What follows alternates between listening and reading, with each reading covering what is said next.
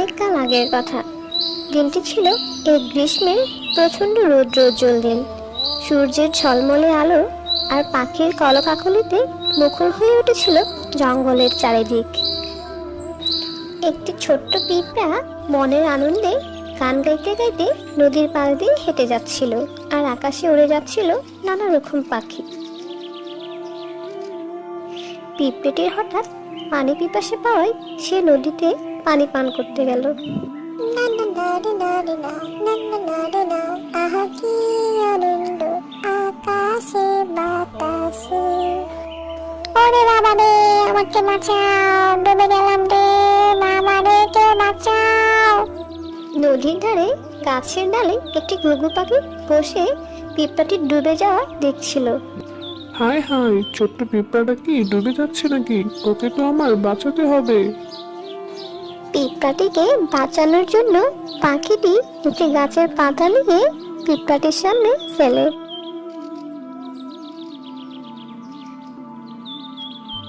এতে করে পিঁপড়াটি পাতায় বেশে নদীর তীরে উঠে আসে।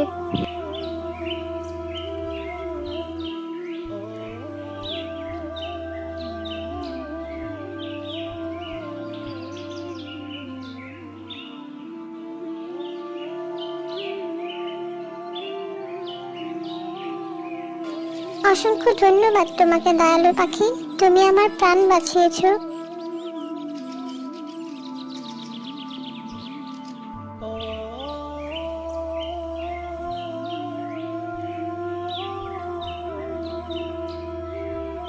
কয়েকদিন পর এক শিকারী ঘুঘু পাখিটিকে শিকার করতে যায়।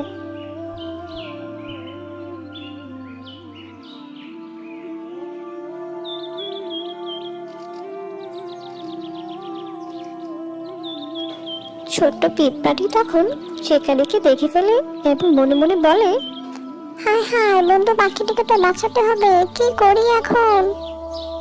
পিঁপড়াটি কোনো উপায় না পেয়ে লোকটির পায়ে গিয়ে কুট্টুস করে একটা কামড় বসিয়ে দেয়। ওরে বাবা রে, ওরে মারে, কি কামড় দিল রে, ব্যথায় মরে যাচ্ছে রে।